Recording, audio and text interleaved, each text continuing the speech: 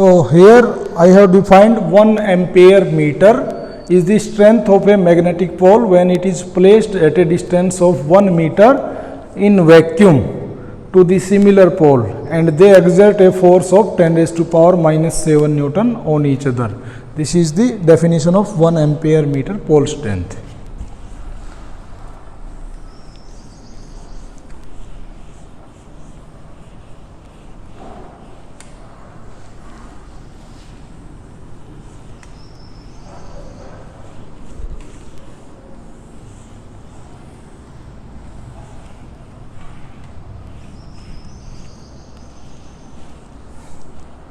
अब कुछ basic properties हैं जो कि मैग्नेटिक फील्ड लाइंस की हम लोग स्टडी करेंगे। तो उसमें क्या क्या हो सकता है, मैग्नेटिक फील्ड लाइंस किसको बोलेंगे, वो उसकी प्रॉपर्टीज क्या है, हम उसकी स्टडी करेंगे।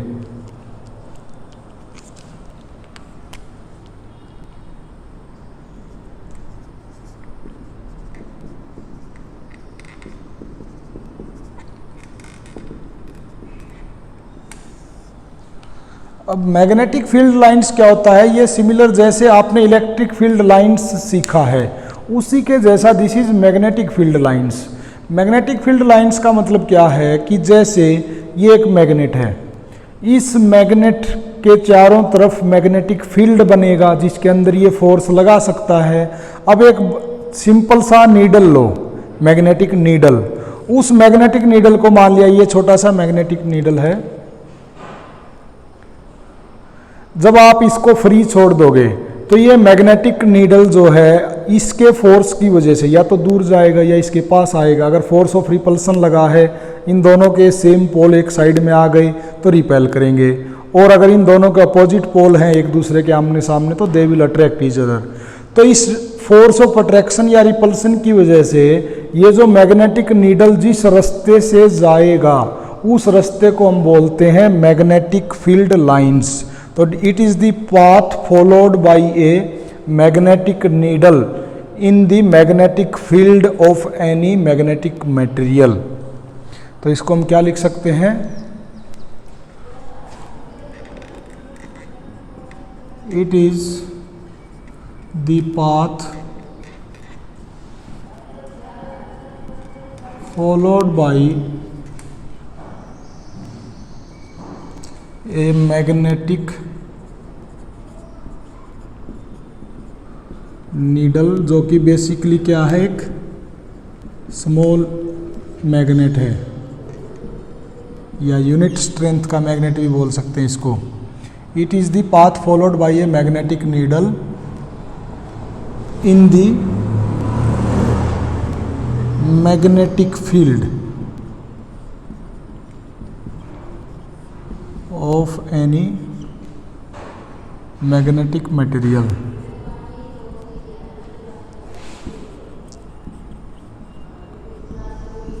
तो किसी मैग्नेटिक मटेरियल के फील्ड के अंदर जो नीडल या स्मॉल स्ट्रेंथ का जो एक मैग्नेटिक मटेरियल होता है वो जिस भी रास्ते से जाएगा उसको हम बोलते हैं मैग्नेटिक फील्ड लाइंस। तो ये एक इमेजिनरी लाइन है, इसका कोई एक्चुअल में हम ऐसा नहीं होता है कि इसको ड्रा करते हैं या उसको वो करते हैं, बस एक वो इमेजिन कर लेते हैं कि अगर ये फ्रीली चलने के लायक होता तो ये इस रास्ते से जाता। तो ये कंपास नीडल जिस भी लाइन से जाएगी उसी को हम बोल देते हैं मैग्नेटिक फील्ड लाइंस। अब मैग्नेटिक फील्ड लाइंस मान लिया हमने ये ड्रा कर दी कि इस रास्ते से जाता, तो इसका क्या सिग्निफिकेंस है, इसका मतलब एक तो ये हो गया कि इस रास्ते से जाने का मतलब है कि मैग्नेटिक फील्ड जो है इस रास्ते से है, ऐसा है। तो उसकी डायरेक्शन हम पता कर सकते हैं। डायरेक्शन कैसे पता कर सकते हैं, अगर इसके ऊपर हम टेंजेंट ड्रा कर देंगे, जिस भी पॉइंट पे हम टेंजेंट ड्रा करेंगे, मान लिया ये किया इस पॉइंट पी पे, तो here this tangent is representing the direction of magnetic field at a point P. अगर इस पॉइंट पे हमें पता करना है क्यू पॉइंट पे कि डायरेक्शन ऑफ मैग्नेटिक फील्ड क्या है, इसके ऊपर टेंजेंट ड्रा कर दो, तो ये जो टेंजेंट है it is representing the direction of magnetic field eight point Q। तो नेक्स्ट प्रॉपर्टी क्या बन गई मैग्नेटिक फील्ड लाइंस की कि tangent drawn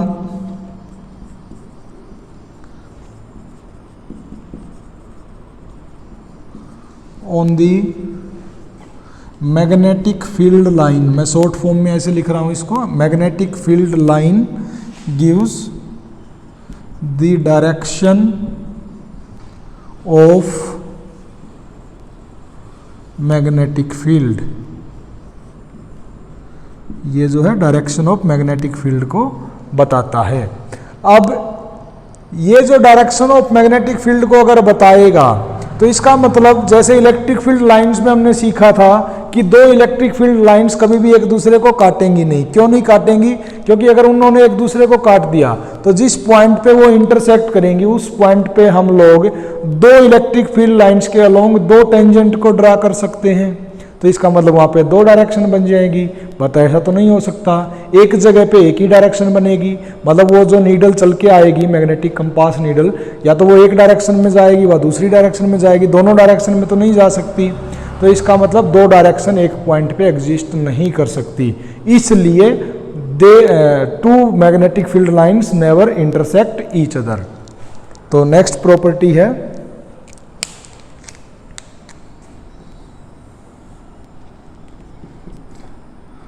two magnetic field lines can never intersect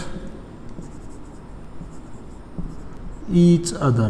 कभी भी वो एक दूसरे को इंटरसेक्ट नहीं कर सकती हैं। और इसमें क्या हो सकता है कि अगर कहीं पे नंबर ऑफ लाइंस बहुत ज़्यादा हैं तो इसका मतलब वहाँ पे जो मैग्नेटिक फील्ड है वो स्ट्रोंग है। और अगर नंबर ऑफ लाइंस कम है, मतलब बहुत दूर दूर है एक दूसरे से, number of lines densely pack नहीं है, इसका मतलब वहाँ पे मैग्नेटिक फील्ड जो है वो वीक है, नॉट स्ट्रोंग। तो इसको हम क्या लिख सकते हैं? Number of lines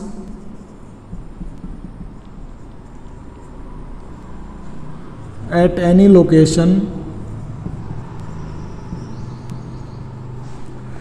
represent the strength of the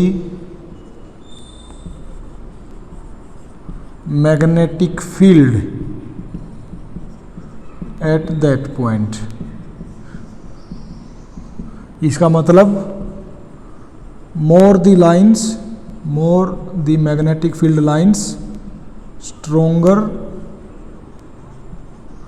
will be magnetic field. और अगर इसका उल्टा vice versa, less the number of magnetic field lines weaker will be magnetic field. तो इसका ये मतलब हुआ। और इसकी प्रॉपर्टी क्या हो सकती है?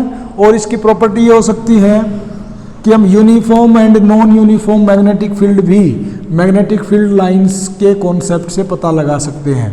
अगर कहीं पर मैग्नेटिक फील्ड लाइंस जो हैं यूनिफॉर्मली डिस्ट्रीब्यूटेड है, यूनिफॉर्मली डिस्ट्रीब्यूटेड ऐसे बिल्कुल straight and equal space between them, तो ये क्या रिप्रेजेंट करता है? It is representing uniform magnetic field.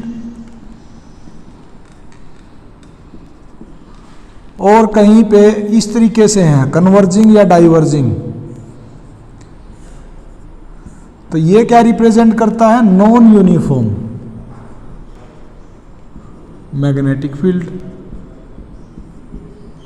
अब इस नॉन यूनिफॉर्म में भी क्या है कि देखो इतने पोर्शन में तो नंबर ऑफ लाइंस 1 2 3 4 5 हैं, और ये इतने ज़्यादा पोर्शन में नंबर ऑफ लाइंस 1 2 3 4 5 हैं। तो यहाँ पे एरिया ज़्यादा है, यहाँ पे एरिया कम है, लेकिन नंबर ऑफ लाइंस दोनों में सेम है। तो इसका मतलब ज़्यादा एरिया में कम लाइंस, और यहाँ पे क्या बोल सकते हैं? कम एरिया में ज़्यादा लाइंस। तो ये क्या रिप्रेजेंट करता है? ज़्यादा एरिया में कम लाइंस, मतलब weak nuclear force, magnetic force.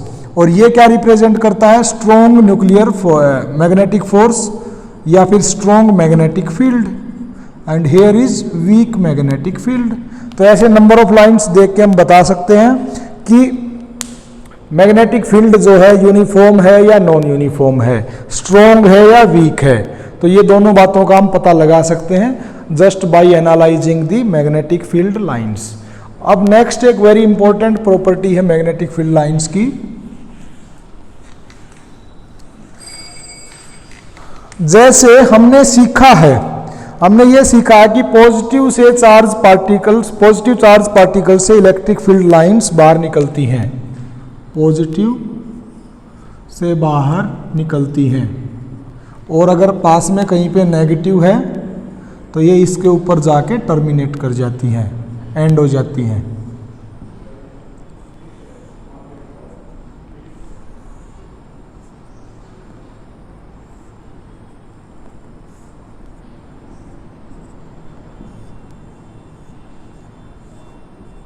ऐसे ही सिमिलर आपको क्या याद रखना है कि अगर मान लिया, चलो मैं इसको ऐसा बना देता हूं, एक बार मैग्नेट है, इसका ये नॉर्थ पोल है और ये साउथ पोल है। तो ये जो नॉर्थ पोल है इधर से मैग्नेटिक फील्ड लाइंस निकलेंगी, ये ऐसे निकलेगी, इधर से ऐसे निकलेगी, इधर से ऐसे निकलेगी, और साउथ से ऐसे इंटर करेगी मैग्नेटिक फील्ड लाइंस। अब उसके बाद आपने याद क्या रखना है, आपको ये याद रखना है कि जो नॉर्थ से निकलेगी, निकलने के बाद वो घूम के साउथ पे आएगी और साउथ के अंदर से होते हुए दोबारा नॉर्थ पे। यहाँ पे ऐसा नहीं था, यहाँ पे सिर्फ पॉजिटिव से निकलती थी, नेगेटिव के ऊपर जाती थी, टर्मिनेट हो जाती थी। लेकिन यहाँ नॉर्थ से निकलेगी, निकलने के बाद घूम के साउथ पे आएगी और साउथ के अंदर से, मतलब इसके अंदर से भी नॉर्थ पोल से फिर वापस ऐसे चली जाएगी। तो इसका मतलब ये जो लाइंस होती हैं ये कंटिन्यूअस क्लोज्ड लूप बनाती हैं मैग्नेटिक फील्ड लाइंस।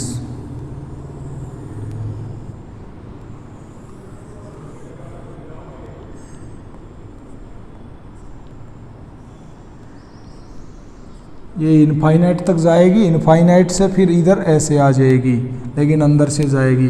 ये मान लिया ऊपर कहीं इनफाइनाइट से जाएगी, उसको इनफाइनाइट से फिर यहाँ पे ऐसे अंदर से जाएगी। तो यहाँ पे हम क्या कह सकते हैं,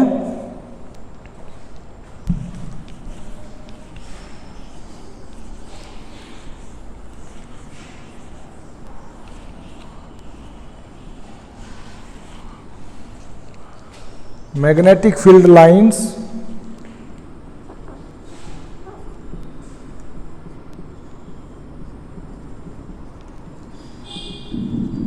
make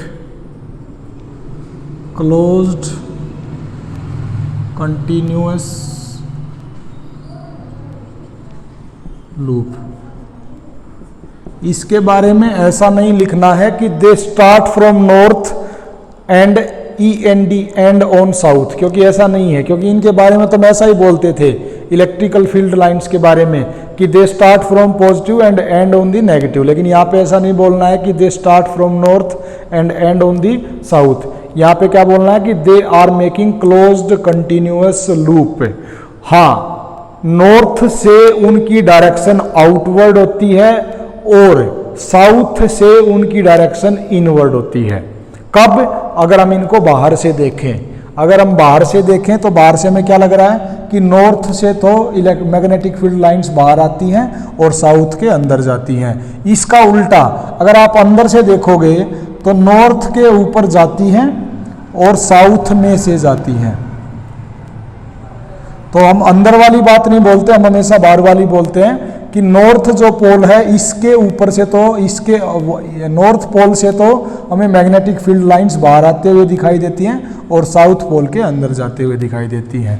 and they always make closed continuous loop. They are endless, उनका कोई स्टार्टिंग या एंडिंग पॉइंट नहीं होता है। They are endless. तो ये कुछ प्रॉपर्टीज थी मैग्नेटिक फील्ड लाइंस की। अब नेक्स्ट हम स्टडी करेंगे एक बड़ा ही इंपॉर्टेंट टॉपिक है आपका कि सोलेनॉइड जो है क्या वो एज ए बार मैग्नेट ही होता है, क्या उसकी भी strength as a bar magnet होती है, उसका मैग्नेटिक फील्ड क्या बार मैग्नेट की मैग्नेटिक फील्ड के बराबर होता है। तो हम क्या करेंगे, एक बार मैग्नेट का मैग्नेटिक फील्ड निकालेंगे, जो कि हमारे सिलेबस में तो नहीं है, लेकिन उसका कितना होता है हमें पता होना चाहिए, तभी तो हम फिर जब उसका सोलेनोइड का निकालेंगे देखेंगे क्या दोनों का सेम है। तो सिर्फ ये चेक करने के लिए हम बार मैग्नेट का मैग्नेटिक फील्ड निकालते हैं उसकी एक्सिस पे, ये सिलेबस में नहीं है। तो this topic is not syllabus, लेकिन हमें पता ही नहीं होगा तो हम कैसे बता सकते हैं कि सोलेनोइड जो है बार मैग्नेट के जैसा है। तो first of all magnetic field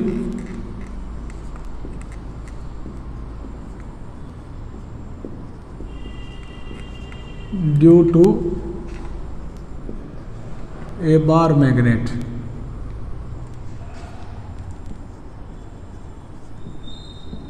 अब एक बार मैग्नेट बना लेते हैं, उस बार मैग्नेट की वजह से मैग्नेटिक फील्ड हम लोग निकालेंगे। तो मान लिया this is a bar magnet, इसका ये साउथ पोल है, ये नॉर्थ पोल है, इसकी टोटल लेंथ जो है 2L है, ये जो दोनों एंड है मैंने उनसे थोड़ा सा अंदर लिया है साउथ और नॉर्थ पोल को। जो मैग्नेटिक लेंथ होती है उसकी ज्योमेट्रिकल लेंथ से थोड़ी सी कम होती है, मतलब ये जो दोनों पोल होते हैं एंड से थोड़ा थोड़ा अंदर होते हैं, जिसको हम बोलते हैं magnetic length of the bar. Total तो है इसकी ज्योमेट्रिकल लेंथ, और जहाँ पे साउथ पोल और नॉर्थ पोल है उनके बीच की दूरी को हम बोलते हैं मैग्नेटिक लेंथ, जो कि लगभग 6/7 होती है इस टोटल लेंथ की। तो ये आपने कंफ्यूज नहीं होना है कि सर ने इनको थोड़ा सा अंदर क्यों लिया है, तो लगभग 6/7 होता है। मान लिया इसका सेंटर ये O है, हम इसका मैग्नेटिक फील्ड निकालते हैं। मैग्नेटिक फील्ड जो हम निकालते हैं इसका मान लिया किसी पॉइंट P पे निकालते हैं, ये एक P पॉइंट है यहाँ पे, इस पॉइंट P पे मैग्नेटिक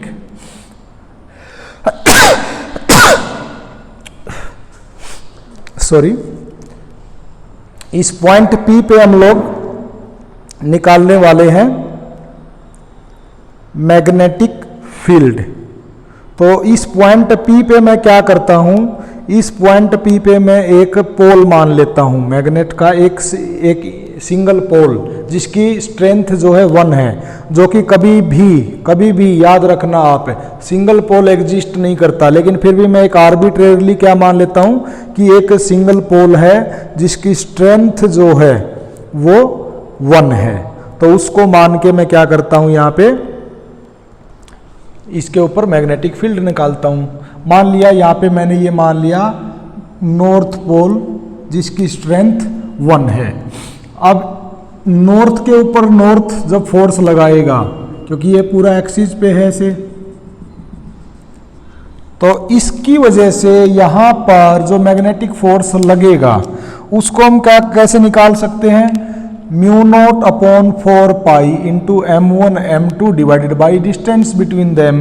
तो इसकी वजह से यहाँ पे जो मैग्नेटिक फील्ड है उसका हम नाम दे देते हैं, मान लिया ये पॉइंट P है, यहाँ पे एक north pole of unit strength हमने माना है, तो मान लिया this is magnetic field B1।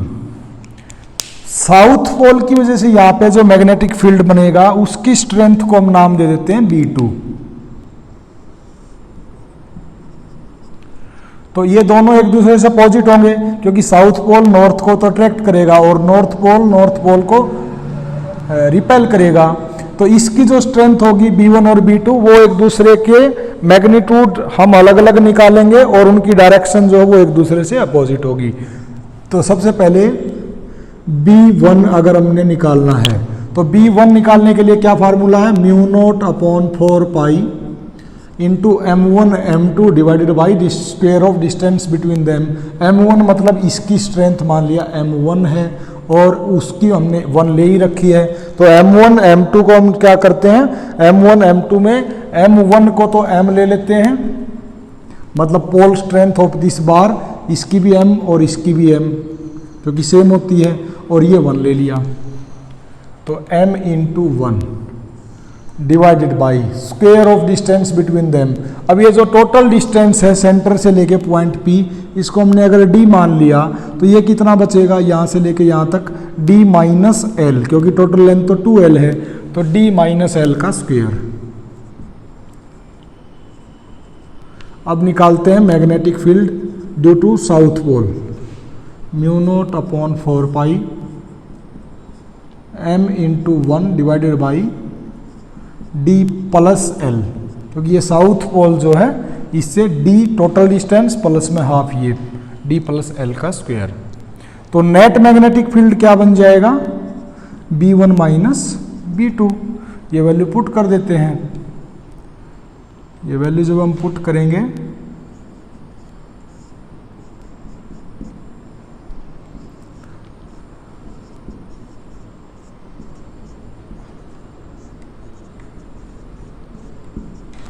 यहाँ ऊपर से म्यू नॉट और m दोनों में कॉमन ले लेते हैं और नीचे से 4 पाई को कॉमन ले लेते हैं।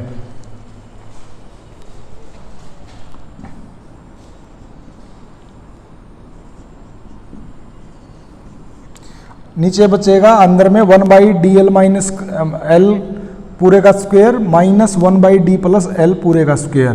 तो इन दोनों का जब आप एलसीएम लोगे तो ये आ जाएगा डी माइनस एल का स्क्वायर डी प्लस एल का स्क्वायर।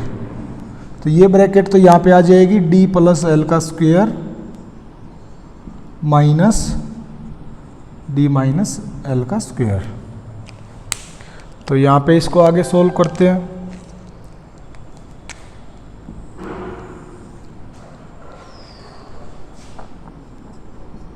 म्यू नॉट अपॉन 4 पाई एम। अब इसको जब खोलेंगे तो ये आएगा D square plus L square plus 2dl। इसको खोलेंगे तो आएगा D square plus L square minus 2dl।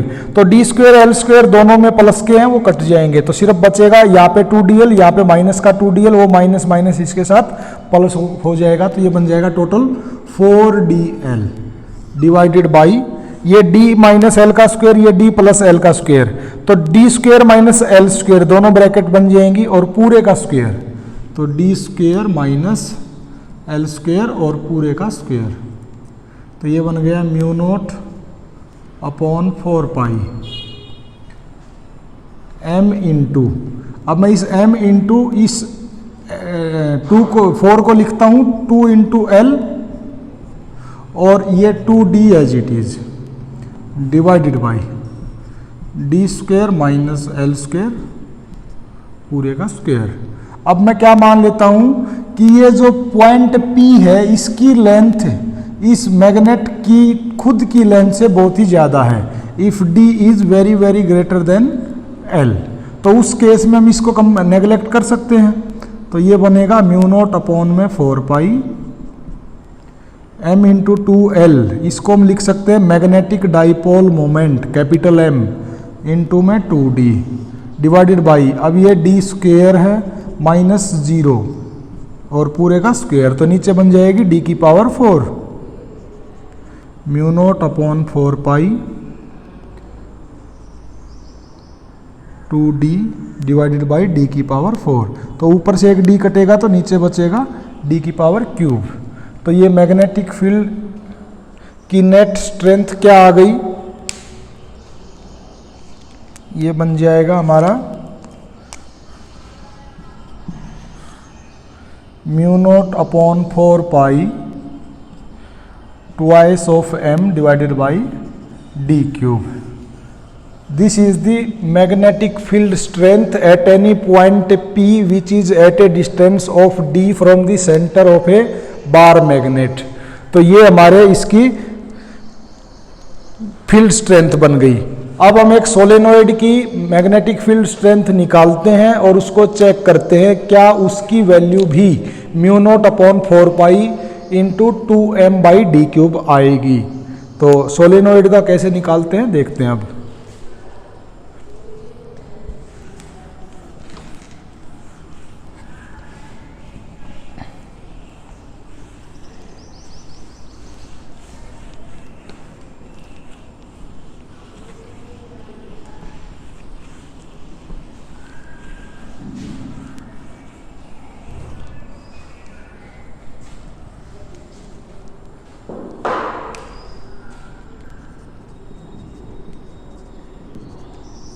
बार मैग्नेट का जो मैग्नेटिक फील्ड आया है म्यू नॉट अपॉन में 4 पाई इंटू में 2m/d³, ये आया है। अब सोलेनोइड का निकाल के देखते हैं, प्रूफ करते हैं क्या इतना ही आता है। अब पहले एक सोलेनोइड क्या होता है हमें पता है, सोलेनोइड ऐसे स्प्रिंग के जैसा होता है। अब उसका सिर्फ हम क्या करते हैं, एक ये क्रॉस सेक्शन बना लेते हैं, ऐसे वायर अलग अलग नहीं बनाएंगे, एक्चुअल में वो ऐसा वायर होते हैं सर्कुलर, लेकिन हम सिर्फ इसको ऐसा बना लेते हैं। इसके अंदर मान लिया करंट फ्लो इधर से ये ऐसे जाता है और ये ऐसे आता है, और इसका एक क्रॉस सेक्शन ये है, तो इधर से भी ये ऐसे ऊपर जाएगा, उधर से ये नीचे आएगा। तो ये जो डायरेक्शन बन गई, ये बन गई हमारी एंटी क्लॉकवाइज डायरेक्शन। तो एंटी क्लॉकवाइज डायरेक्शन में मैग्नेटिक फील्ड जो है वो हमारा टुवर्ड्स राइट बनेगा। अब मान लिया this is the central line of the solenoid, और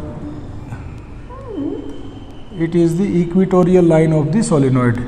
हम मान लेते हैं कि सोलेनोइड की टोटल जो लेंथ है वो 2L है, मतलब L तो इसकी इधर है और L इधर है, तो टोटल लेंथ बन गई इसकी 2L। ये ओरिजिन पॉइंट है, इससे इधर -L, इधर इससे उधर +L। अब हम क्या करते हैं, ऐसे ही सेम जैसे उस केस में स्टडी किया है, एक पॉइंट P ले लेते हैं, यहाँ पे मैग्नेटिक फील्ड निकालते हैं। मान लिया ये पॉइंट P जो है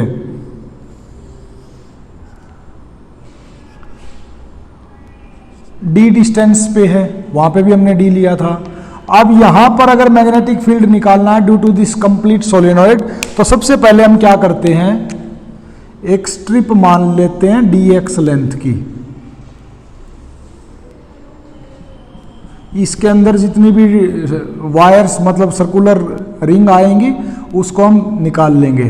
तो इसकी लेंथ जो है dx है, बहुत ही स्मॉल लेंथ, और ये जो है x लेंथ से है, यहाँ सेंटर लाइन से। अब magnetic field due to a ring हमने निकालना सीखा है। जब ये सोलेनोइड होता है, मतलब एक इस तरीके का, जब मैंने बताया था कि एक रिंग होती है, उस रिंग से हॉरिजॉन्टल लाइन पे हमने मैग्नेटिक फील्ड निकालना सीखा था, और उसकी अगर n नंबर ऑफ टर्न्स भी होती हैं तो उसका फार्मूला जो मैंने बताया था mu naught upon 4 pi into में 2 पाई NIA² divided by a² plus x² की पावर 3/2। तो इसको हम क्या लिख सकते हैं, magnetic field mu naught upon 4 pi 2 pi NIA² divided by a² plus x² की पावर 3/2। ये हमने स्टडी कर चुके हम लोग इसके बारे में। हाँ जी सर। तो इसके बारे में जब हमने स्टडी किया था, ये क्या रिप्रेजेंट करता है, n is representing number of turns, a is representing ring radius, और ये x जो है it was representing the distance of point P from that ring. तो यहाँ पे ये x की जगह में क्या लेना पड़ेगा, हमें लेना पड़ेगा ये लेंथ, ये दूरी, इस स्मॉल स्ट्रिप की दूरी पॉइंट P से। तो ये तो हमारे पास क्या बनेगी, d माइनस दिस x। तो दिस विल बी, ये जो यहाँ पे x है इसको हम लिखने वाले हैं d माइनस x, क्योंकि हम इस पॉइंट P की दूरी रखने वाले हैं इस रिंग से, तो ये d माइनस x। तो हम 1 बाई 1 सारी वैल्यू पुट करते हैं। Mu naught upon 4 pi 2 pi is a constant as it is. n is representing total number of turns. तो अगर एक यूनिट लेंथ में number of turns small n है तो dx लेंथ में कितनी बन जाएंगी, n इंटू dx। ये एक जर्नल फार्मूला है, इसकी सारी वैल्यूज इस यहाँ पे क्या शूट करेंगी वो हम रखने वाले हैं। तो इसके अंदर करंट फ्लो हमने मान लिया कि ये I करंट इज फ्लोइंग, दोनों तरफ ये I करंट इज फ्लोइंग, तो इसकी वैल्यू I रख दी। a² radius of this ring जो कि सोलेनोइड है इस केस में, a² नीचे भी प्लस। अब x की जगह मैंने क्या बताया है, आपको क्या रखना है, ये टोटल तो d है, इस टोटल d में से ये घटा देंगे तो ये डिस्टेंस बचेगी d माइनस एक्स, तो d माइनस एक्स का स्क्वायर। और पूरे की पावर 3/2। अब ये सिर्फ इस स्मॉल रिंग की वजह से है, जो एक छोटी सी स्ट्रिप मानी है, तो मैग्नेटिक फील्ड भी जो है स्मॉल मैग्नेटिक फील्ड होगा। अब इसमें आगे ये 2 पाई से ये 4 पाई जब कटेगा तो ये बच जाएगा नीचे 2, तो म्यू नॉट डिवाइडेड बाई 2, ये NdX। अच्छा, इसको मैं सिर्फ पाई को तो रख लेता हूँ और इस 2 को मैं काट देता हूँ, या अभी मैं किसी भी चीज़ को नहीं काटता हूँ क्योंकि हमारे को ये प्रूफ करना है। तो नीचे 4 पाई ये ऐसा का ऐसा बना रहेगा तो ज़्यादा अच्छा रहेगा, इसलिए हम नहीं काटते इसको। तो ये 2 एज इट इज, ये पाई है, ये a स्क्वेयर मतलब रेडियस का स्क्वेयर, तो पाई इंटू रेडियस का स्क्वेयर हम क्या लिखते हैं, एरिया लिखते हैं, तो ये एरिया लिख दिया। ये n into D x divided by a square plus d minus x का स्क्वेयर और पूरे की पावर 3/2। अब हम क्या करते हैं, और ये sorry I current as it is. अब हम क्या करते हैं, मान लेते हैं कि ये जो D है, ये पॉइंट P जो है जिसकी दूरी D है, ये इस रेडियस से A से भी बहुत बड़ा है,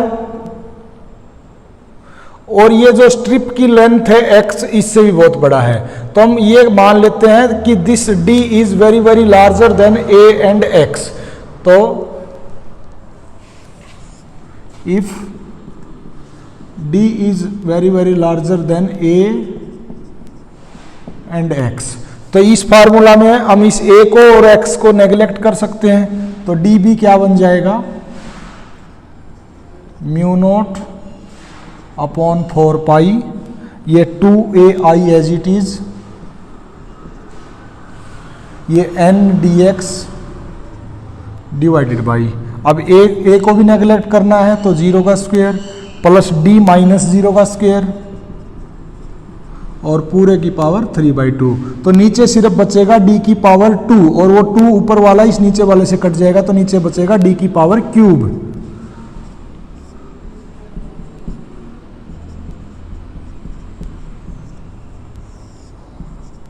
d क्यूब बच गया। अब हम क्या करते हैं, नेट मैग्नेटिक फील्ड निकालते हैं। नेट मैग्नेटिक फील्ड निकालने के लिए इसको इंटीग्रेट करना पड़ेगा, तो net magnetic field is integration mu naught upon 4 pi 2AI NdX divided by d cube.